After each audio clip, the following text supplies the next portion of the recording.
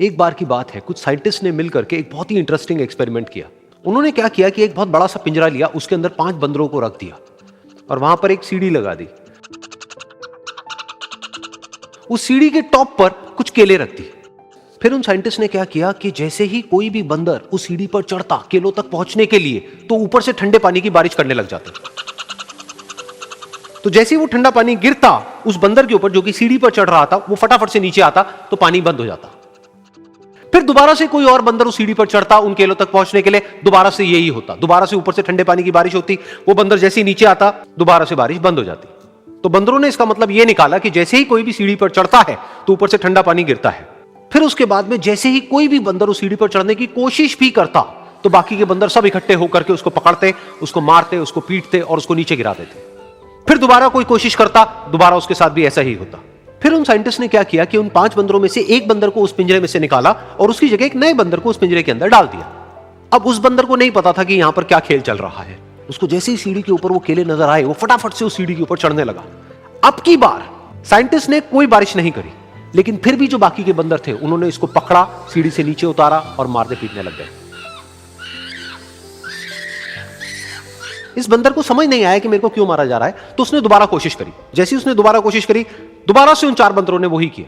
तो अब इस नए बंदर के दिमाग में क्या बैठ गया कि सीढ़ी पर चढ़ना मना है, अगर सीढ़ी पर चढ़ते हैं तो मार पड़ती है।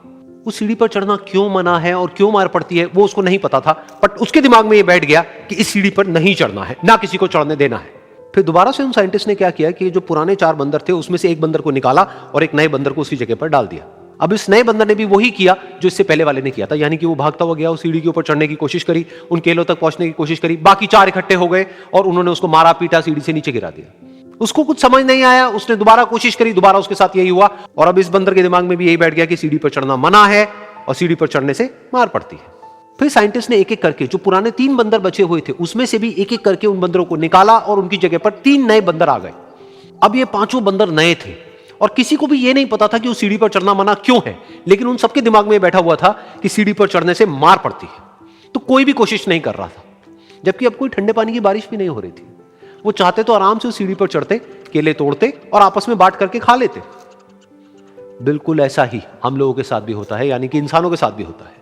हजारों साल पहले कोई प्रथा बनी होती है, कोई रीति रिवाज होता है जिसके पीछे कोई ना कोई वजह होती है, लेकिन वो वजह खत्म होने के बाद भी वो प्रथा चलती रहती है, वो रीति रिवाज चलते ही रहते हैं। किसी में इतनी हिम्मत नहीं होती है ये पूछने की कि हम क्या कर रहे हैं, क्यों कर रहे हैं। बस सबको ये पता होता है कि ऐसा ही होता है। तो वो एक्सपेरिमेंट जिसके बारे में अभी मैंने आप लोगों को बताया, यानी कि वो बंदरों का एक्सपेरिमेंट, उसमें तो बेचारे बंदर हैं, जानवर हैं, उनको नहीं पता है कि क्वेश्चन कैसे पूछते हैं। लेकिन अगर हम इंसान होने के बावजूद भी क्वेश्चन ना करें तो हमारे में और जानवरों में क्या फर्क है, सोचिए।